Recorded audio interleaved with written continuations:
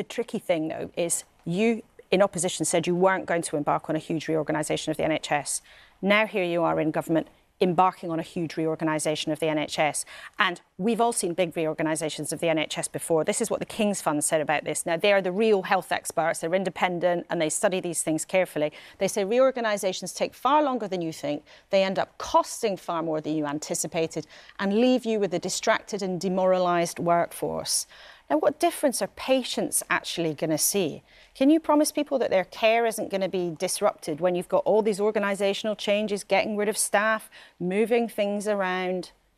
I think freeing up hundreds of millions of pounds a year... Well, it's going to cost you a lot to start with. Of course, there are always upfront costs. And yes, there is always a risk of disruption. And these are all of the reasons why nothing in this country has changed for years, because politicians who've been sat in this chair before have not been prepared to take on those sorts of challenges because of a quiet life. And in fact, this NHS England was set up to shield politicians like me from responsibility and accountability to delivering what the public wants. And freeing up hundreds of millions of pounds a year is worth it.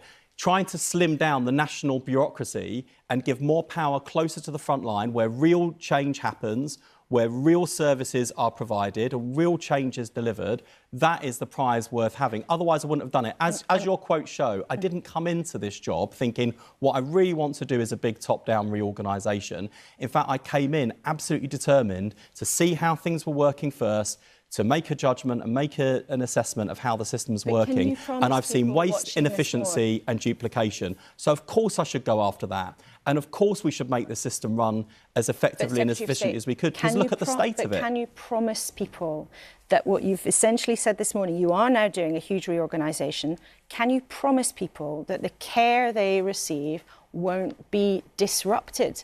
Because every time there's been organisations of the NHS before and things being moved around, there has been an impact on care. You used to criticise that yourself.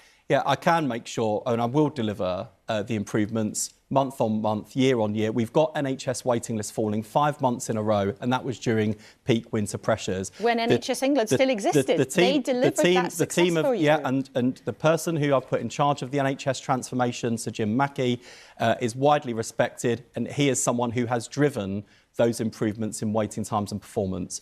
But with respect to all of the people in NHS England and in my department who are dedicated public servants, good at what they do, they are working in a setup which I think people, including the people who work in it, would recognise is not efficient, does involve duplication, isn't supporting the system well enough. And that is why, notwithstanding lots of care and sympathy for the people whose jobs are affected, actually, on the front line of the NHS, there are lots of people saying, about time someone took this on, because they can see that there is this mountain of accountability.